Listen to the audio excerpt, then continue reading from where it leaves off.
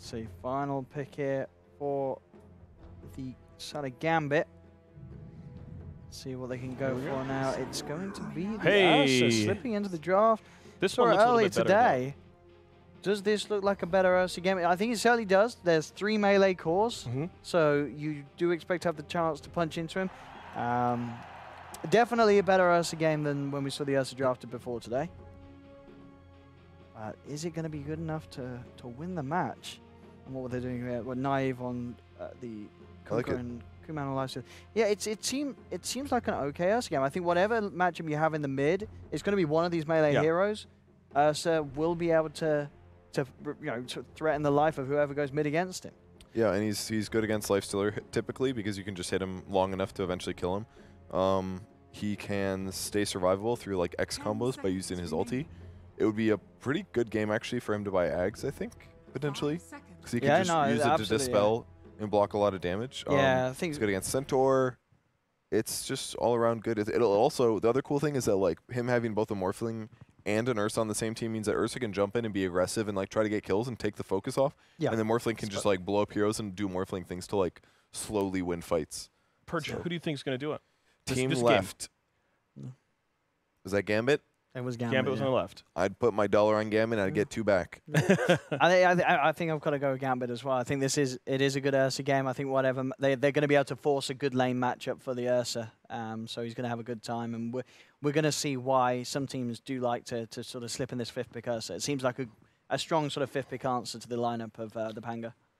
I'm going to go with the Pango, and the reason why is the end of that first game has me tilted. The way that they played that game and just kind of like gave up, like that doesn't ring to me as a team that is taking it as seriously as they need to. There could have definitely been a hit to the morale there. And I think the morale's down. They're a little tilty, and the Pango is hungry. They want to be that team that makes a name for themselves. So. Yeah, I mean, Kuman as playing as a stand-in, you're going to want to do everything because you want to be better than the standard player. You want to be like, hey, that's I'm better. Look at me. Yeah. Look at me. Well, hopefully I get this right and you can look at me and I'll be a winner, but we'll see.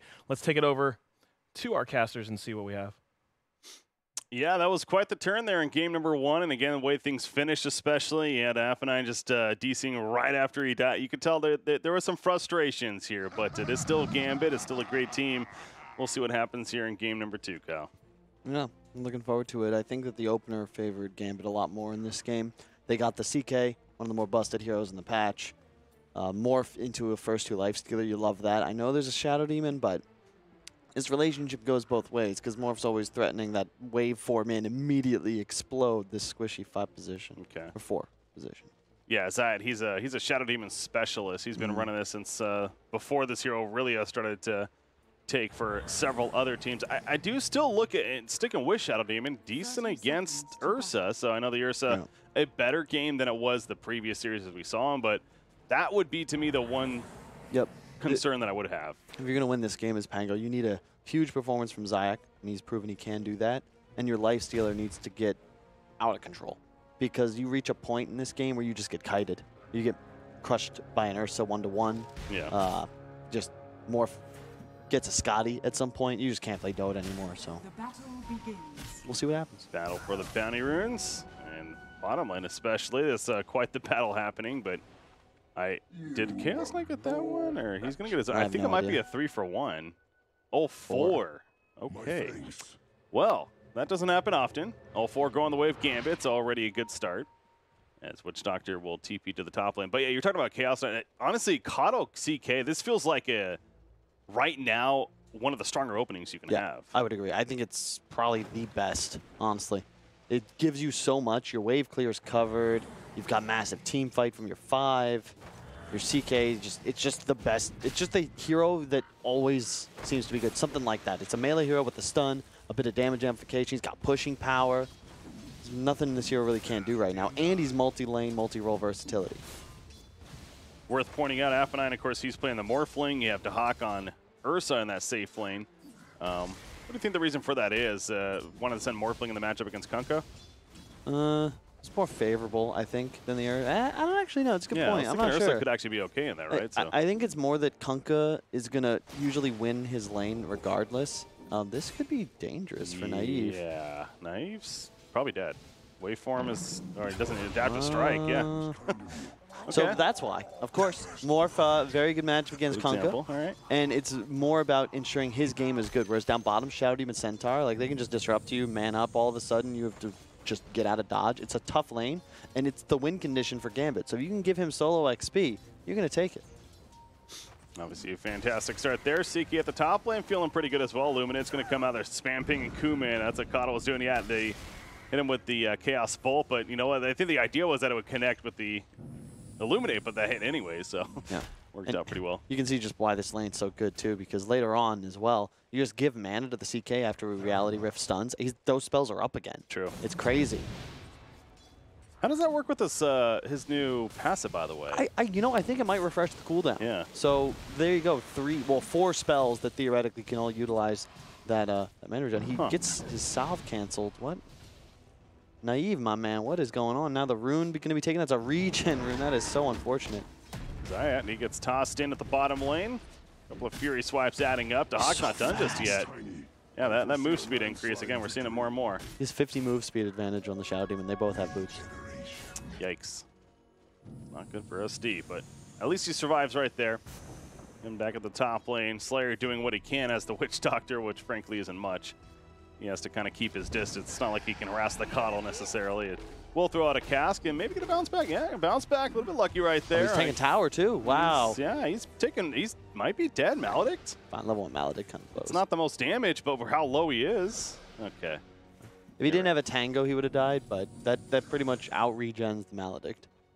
Unless he had gotten it off a bit earlier, but yeah, he was tanking tower and he got double cast. Otherwise, he's not going to be anywhere close to that low. Nice pickup on Tekcac. Another reason, Ursa crushes Centaur real hard, and Ursa certainly has an advantage more so in side lanes because he has more room to chase than he does mid. So I like this laning decision from Gambit. Kuman went down to the top lane meanwhile, while that bottom kill essentially happened. So talk about a really big one. Yeah. Illuminate, I'm guessing, doing him in. You saw the middle lane and just more pressure on Kunkka. This is a dominating start right now for Gambit across the board. Yep, they just have better lanes, and they're abusing that advantage. And they should have strong mid game, and I think the late game they're secure as well. So yeah, it's it's just a typical story. You know, these since 7.0, you know, anyone that can ever win 3 lanes is probably going to take the game. And I still point to the change to the deny mechanic is one of the major reasons Virtus Pro has been so dominant for so long. We got a replay coming in. It wasn't even Illuminate, actually. Nope. That was just hit him. Auto attacks to finish the job, yeah. Yeah, but I think you buffed the hell out of VP when you made lanes go from kind of pretty important to just super duper important, like you snowball win the game type advantage, because all 3 of their cores are such incredible laners. Yeah. Solo is also one of the best laning 5s in Dota and rarely gets credit. Him and Puppy, and what do you know, their 2 teams are always in the finals against each other. It's funny how that adds up. Yeah, you know, it's like almost like a coincidence or something. 22 and 10 Morphling, speaking of that laning phase. Again, Kunkka's not far behind on as far as the kills, 19-4, but he is continuing to feel that pressure. Speaking of pressure bottom lanes, he's fine, I suppose, but that'll come out more as Ursa, the Hawk, he's poking in every now and then. I mentioned it great in this matchup against Centaur, but he's going to get a toss target on top, and there's that disruption, however. So he can't chase further, but... Yeah. Just don't really apply enough pressure is the problem to Doxhawk. Like, Centaur Shadow Demon just don't have the damage to kill him, so he can just run at these heroes, and you got to run away. It's your only option. Yeah, mid lane. Oof. Yeah, he doesn't have Earthshock yet on Ursa, but Afterlife is trying to get away. That Maledict. Will he make it to the shrine? Down. Ooh, oh, get the lifesteal. Is he going to make it to the shrine? That's enough. Oh, wow. Maledict's done. That is really great awareness to get that crit lifesteal off. He's dead 100% otherwise. Really well done there by Afterlife on that CK. Yeah, the change to that, it really is surprising it took this long to start seeing CK, because that change is pretty ridiculous. The change was last patch. What do you mean? Well, 7.2. I mean, it happened at 7.2, so that patch has been out for, there's been a major, there's been a, you know, we didn't see any CK at the major, so. Really? It's been that long? I thought it was his what happened with his latest patch? Was it just the move speed? I think it was just the move speed, They tweaked the numbers, too, on the Reality Rift, I'm pretty sure. So they might have buffed it up a little bit. I think it was changed as well to be, like, shorter cooldown and always, it's just more effective. I'd have to look at it, honestly, because I haven't. The Chaos Strike overall change definitely happened at 7.2, though. Okay, it was the 3rd skill that was updated. Yeah. Purge is telling me. Thanks, Purge. FNG. Oh, okay, yeah. He's probably dead. Oh, got the Illuminate off, actually. but turn kill. Yeah, the third skill change didn't happen until this last patch. So now it's just all of a sudden good. So it's only been like a week, you know. It didn't take too long to be discovered. The numbers, I swear that happened no, in not the numbers. 7.2. No, the crit wasn't like this until this latest patch post-major. Really? Yeah. Okay. Huh. Okay, Purge isn't sure, but I'm pretty sure. We're speaking with hand signals right now. Looks like he's stoking a fire to start using the smoke. Point is, this hero's good now. That's the conclusion we're coming to. Oh, no ghost stick. As soon as you use your stun, you're in trouble, my friend. He's going to look for the toss back. Even though the disrupt comes off, he's still in trouble. Yeah, okay, well, it's not going to be a kill on ghost stick, but Immersion wants to put him in a bad spot. However, might have been put in a bad spot himself. Maledict up once again. Witch Doctor rotation's kicking in. And Immersion, I mean, he's definitely dead to the Maledict, if anything. There he goes. But now Dahak, he gets a turn kill. Immersion actually credit for with the toss. Blade. A couple of auto attacks should do it. Ghost stick, one more. Yep. Nice. Gets it. Perfectly played by Doxock there. Well done. Kunkka's probably going to end up killing him. Up top, though, we're going to watch a dive come in. Poured in from Shadow Demon back to the bottom lane to Hawk. He's got the Ghost Shark. It's not going to connect, though. Didn't have an X on him. Bring him back. So he lives, and so does Kuman at the top lane. Despite rotations taking place. Meanwhile, the middle lane, Morphling is kind of doing his thing. And which is apparently morphing into Centaur. And goes back. So, but yeah, his farm, he's, I assume, even top net worth in the game right now. He's definitely top CS, as we see there. 20 denies represents 5 extra CS too, so yeah, true. 15 advantage on that lifestealer. Immersion trying to connect on the Slayer. Can't really complete it, though. What kind of build are we expecting to see on this Morphling? The shotgun style or more of like a Manta? I think you just go for the right-click style. Yeah. Tank up. You want a BKB at some point. You look at all the spells that Pango could cast, really just to avoid the disruption offensively. That's key. I think you just tank up. I don't see how Pango ever burst you down if you've got, you know, Scotty BKB at a certain point. Maybe a Dragon Lance first, just for the stats. Yeah, casual Morbid Mask we see as well. FNG get picked off here, found by a couple. Centaur and the Shadow Demon. Happen to catch Coddle just scouting around. I don't know if he's ward placing or maybe the 8-minute rune, but either way, he's dead. It's 4 heroes middle lane. I mean, they want this Morphling. He just tried to go for a blind torrent and does not connect.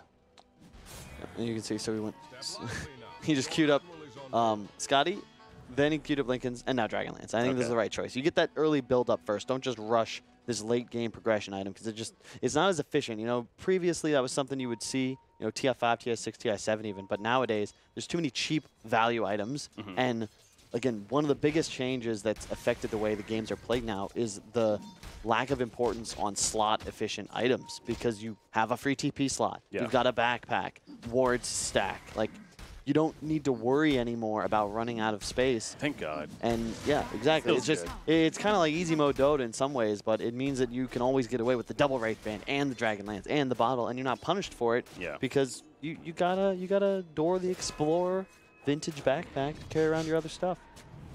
It's a big backpack she's carrying around. Big, I wasn't aware. Top lane, there's a TP coming in, but for now, Dahak, he's just fine, pushing in the lane. It looks like it's going to be Shadow Demon. Going to see the Hand of Midas picked up on Ursa. That's his plan, at least. Still a little bit away as he's running after Shadow Demon, but Witch Doctor there, Maledict applied. Now Kuman also showing up to Hawk. He might just be dead. That Soul Catcher, obviously a burst of damage initially. And Rage is going to be popped, though, so maybe not so dead. In fact, NaVi is the one having to be careful. Pulled back in with the X, as well as the Ghost Shark connecting. He's still manning up, but Kuman will help finish the job. Yeah, surviving forever, but Kuman, because it took so long, now he's in trouble. The rotation for F9. Waveform forward. Chaos Bolt connects, and a couple of auto attacks later from our Morphling secures the kill on him. Oh, is he going to land the torrent? Oh, I think it is. Yeah, Kunkka's dancing off, but dancing right into a torrent. Puts the X up. Well played by F9, but actually doesn't matter, apparently. Weird. I don't know what just happened right there. You had to be morphed back and one of two things. Either when you morph back away from Kunkka, the X cancels, or the enemy Kunkka can X himself back. Yeah, because it's like still technically his ability. The same way a Rubik's stolen Chronosphere, the void can still move around inside it. I'd have to test that. I didn't really notice. That's interesting. We're all looking at Purge. Purge has no idea. I don't know. You can find you a girlfriend, but every mechanic, that's a bit tall order to ask for. Afterlife. It's Maledict again, continuing to be applied. He's manning up, though, and Kuman's the one that has to be careful and can't really do much, I guess, as Dahak just runs up to his face and shreds him down. His Witch Doctor also picked off thanks to a haste rune. Picked up by Alpha9. So good rotations. They get the tower kill on top of that. Yeah, this is an 8,000 net worth lead, by the way. Oh, and this game's over. Yeah. This game is. It almost just seems like, I mean, we went on a couple of side conversations there, but it's, what? Yeah, I mean, they won all 3 lanes. They won all 3 lanes. They have a better draft, and not only that, it's so much easier for them to play the game because you've got. All 3 cores, right, can play aggressively. The Tiny can play aggressively. You don't need this, you don't need blink daggers. You literally just run at the enemy. Pango, you've got a draft that kind of wants the battle, but it takes so much time to deal your damage. You look at Shadow Demon, Kunko, Centaur, Witch Doctor, all of these heroes don't have any, like, actual damage output. It's just their spells. Yeah. And if you can live through that, like we've seen Ursa do time and time again, like we've seen CK do, like you just feed now because you're just going to get clicked. It's the sustained damage output. Yeah, and the fact that Ursa is able to go this Hand of Midas and still feel very comfortable. Of course, the acceleration's that much better. He doesn't even have a blink yet, and this is all happening. Yeah. So keep that in mind. Chaos Knight going for one himself. He's just about to complete his. And then, oh, by the way, Morphling's top net worth with what he's farming. So, yeah, top 3 belonging on the Radiant side. And not surprising the way this game's playing out right now. So as far as the Pango, what they can do, well, somehow try to slow down this pressure and defend the best you can. But Dragonlance, and you see the Eye of Scotty, sure enough, is queued up for Alpha9 as that similar idea. I mean, I don't know what the progress is on Lifestealer necessarily, but, oh, Ursa, okay, at least TP's out there. I think he just finished Phase Boots. That's not bad, there you go. But, yeah, Radiance is really good this game on Lifestealer, but you don't like it? Well, no, but just by the time he gets that's it. what I'm saying, yeah. It's not likely to happen, so he probably can't get it, was my point, yeah. This is a tall ask for any team, let alone one that has not qualified for a major or minor. I think the last 2 cycles, if I'm not mistaken. No, they did. They made it. They played the major. They played the China major. You're right. Yeah. So I was testing it. On top of it, Immersion. Go Shark connecting. Okay, that's 5 versus 1. I suppose they can win that one. That's relatively empty kill. They will clean up that bottom tier 1 tower, but you had 4 heroes from Gambit all farming different positions, so they do not give a damn about that death. Yeah, those odds have changed drastically. Yeah, that's quite the swing. It's again, that's for the overall series, but still understandable. The fact that the team is up 1-0 is that far behind because obviously of how this game is going, and Gambit the favorite team coming in. So you head over to loot.bet if you like yourself, and code Valentine on top of that you can use and make some money if you make that correct guess. Again, still have to figure out how it all plays out here, but right now it is seeming pretty good for Gambit, especially in Game 2, as that Game 3 is looking more and more likely. Yep. As that's a free Roshan. This is partly a product of just the inability of the Dire side to clear creeps as well. You had no heroes that could rotate efficiently to the jungle, and if you lose your lanes and you can't go to the woods, your only real comeback mechanic is to just try and find kills, make space, you know, go to other areas of the map. But in these 3 cores of Gambit are just so tanky. They were winning all these skirmishes. Alpha Ninja is just taking over the game. I feel like that first blood almost sealed the fate of who would win this game too. And yeah, a Vanguard Ghost, take that. That ain't gonna do much for you, homie. They got 4 bounty runes, remember, at the beginning of this game too. Gambit just from the very beginning was just in total control and dominating here. Kotl was just farming a very deep dire jungle stack in the jungle by himself because just how the game is playing out. Who do they catch? Is that Ursa? Okay, well, pops in rage.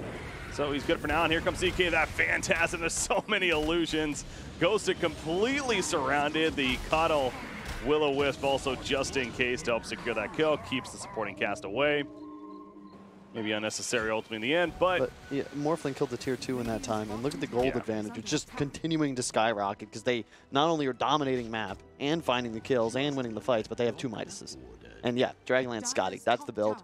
BKB 3rd or 4th item, probably get a butterfly after Scotty just because they're so far ahead, and you're just gonna crush this game. It almost feels like Gambit's just playing pissed, man. Yeah, like they're angry. The way they finished that first game is just they're coming to game 2 like we know we're the better team. Yep. I'm gonna crush it here, and that's just what they're doing. So the Pango trying to find some answers, but what else more is there to say about that? It's just a really good draft. I like the way that they dealt with this first 2 Lifestealer. It's something that had a lot of success in the NA region, and they were definitely prepared. Well, they kill Naive. Immersion might end up falling to this. Death Ward still helping to take him down. The Maledict will be the final blow for him, but it's a 2-for-1 right now, and Gambit just may even go uphill. In fact, okay, he morphs into... Yep, I like this. He's going to tank the tower and get the stacks up, too. Whoa. Oh, shit. He had like 7 stacks. It was the 5th stack actually came in. He was full agility, so it melted him. But you know what? He wanted that, right? He got the Aegis. Meanwhile, Lifestealer's like farming bottom, desperately trying to just get something going in this game. Pressure on the tier 2 a little bit at least, but gets it a half-life. Dahak's there. Scares him off. Dahak even going the Vlads, and now he's going the Blink. This is the proper order, though. You get Midas for optimal acceleration, Vlad's to increase your power level and sustainability, then go for the Blink to close out the game. Yeah. I think a big mistake a lot of newer teams make are prioritizing Blink daggers and then hampering themselves because it's got to be used or it's dead gold. Kills, There's no stats. Your farming speed doesn't increase whatsoever. And again, if you can't find like not just kills, but quality kills into objectives. Yeah. And that's difficult to just find. You know, these are good Dota teams. You're not going to just feed willy-nilly. Nilly-willy. Radiant's queued up for Lifestealer, so again, he's even doing this without a hand of Midas, which is the build we haven't seen a lot lately from Lifestealers, but just how the game circumstances go. It's just very desperate at this point. It has 2,300 gold. He's getting there. It's still a bit of time where that'll be happening, but I suppose the beginning of how a possible comeback here for Pango happens. Meanwhile, CK spot him. He's working on that own blink. You taught a similar idea to the Ursa, you know, with the drums first. You know, this more team-based item, bringing the aura to the table, and then going to get the blink. So yeah, the blink timing is going to be in the next couple of minutes here for both Ursa and CK on top of everything else. That much scarier. Well, they're smoked at least. On the Pango, I'm going to look for an opportunity at the bottom lane. Shadowblade also on Kunkka. Who is that down there? That's the CK still. Well, no longer.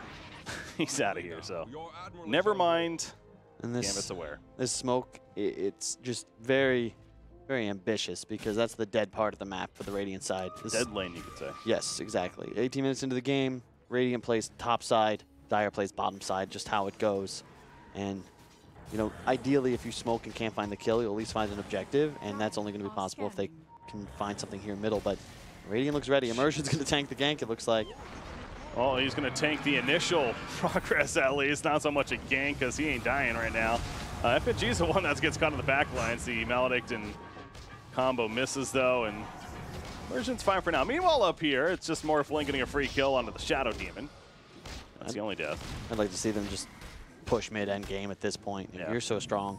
And, it's the same thing CK did, by the way. He went Midas into drums. So when you're ahead, you get the Midas so you get further ahead. Then you go back, get some stats, increase, you know, your just survivability, and more importantly, it's like your map presence, your stickiness, right? And then you go for the initiation item, which is what he'll do. And it's just a really easy way to make the game flow properly because you hit this timing when you finally have those blinks that you're so far ahead. All that's left to do is go win the game. And they don't even need to get to that point, really, because this is over. The Pango's kind of there like, okay, what do we do? Well, we can just watch our base die. Lifestealer's pushing out bottom during this. Feels like they're making a point almost that, you know, they could just go top, right? But instead they're just going to play this as smooth as possible. Get the shrine, get the next items. After what happened last game, you know, again, they did have the early lead and then a bit of a throw there as far as the moments of the game. So he grabs that mindset too. Don't want to take any chances. Immersion might get caught, although FNG's nearby, blinding light. Yep, and there's a pushback, the avalanche on top, but another X and Immersion should be dead here now, looks like it. So they do catch Tiny. He bought his blink before he died, so nothing really of value lost there. It's going to be 3 blink daggers all of a sudden. You can see Ursa's actually scanning out. He wants to find Lifestealer because he thinks he can solo him. And he knows the runes are active, so someone's going to be in that area. Yep, it hit him at the last second. He jumped over there, but it doesn't look like any kind of chase is happening. DD rune, okay. He prevented Witch Doctor from getting it. Good job.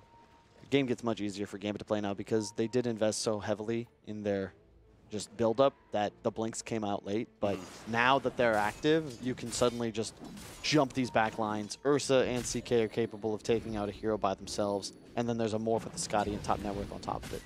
Yeah, and he's had that Scotty for 3 minutes now, it seems like. 2,200 gold saved up. So yeah, the shotgun's next, aka the Ethereal Blade.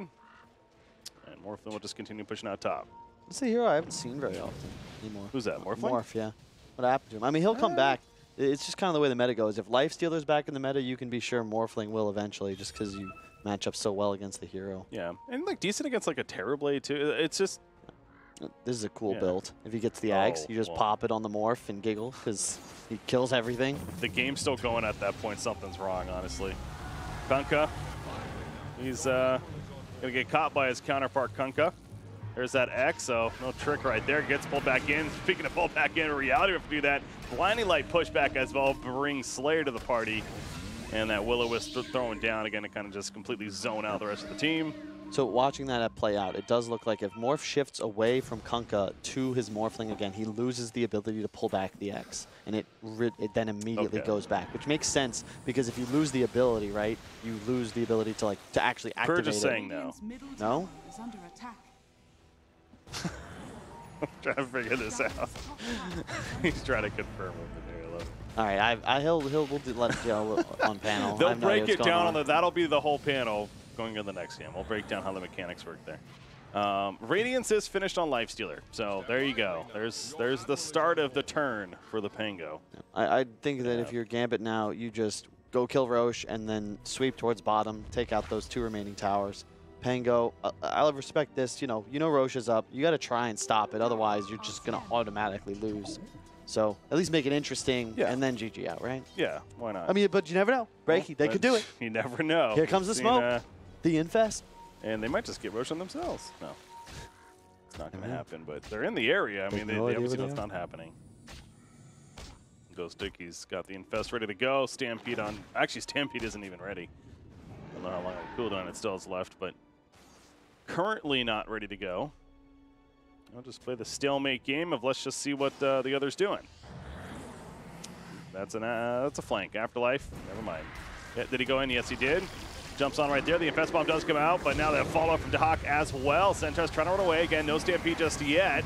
Poohman, in the midst of it, they do kill the CK. Alphanine just sitting there as a turret, though, with the Ice Scotty tanky as hell, but he needs to respect a little bit of damage. Now they pull him back in, and all of a sudden, Alphanine just dropping. And in fact, Alphanine gets picked off from Warflame. The buyback on the CK, but Emergent goes down too. What is happening? This Radiance from Kuman.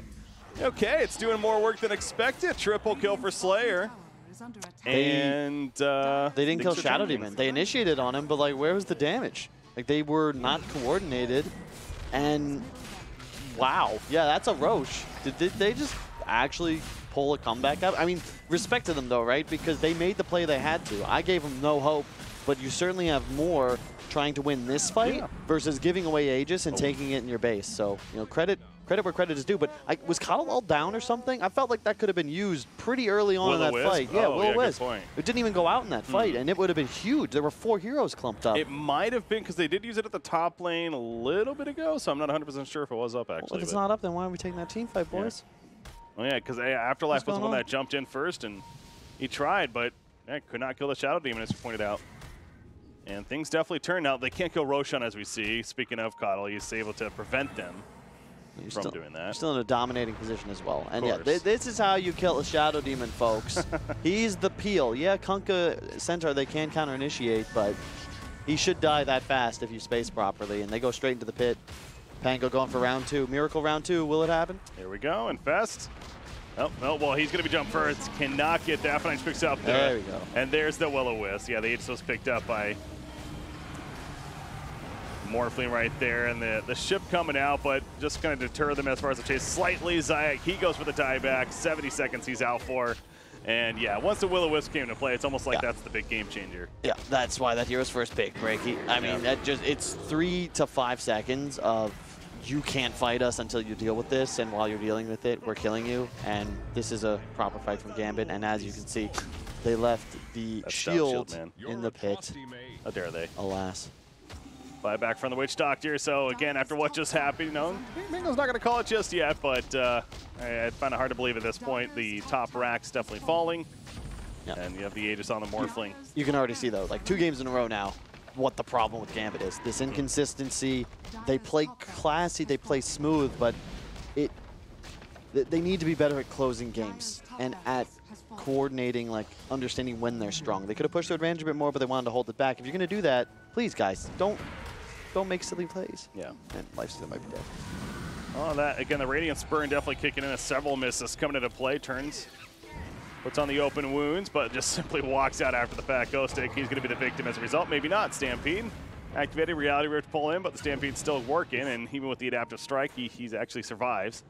So, living right there at least.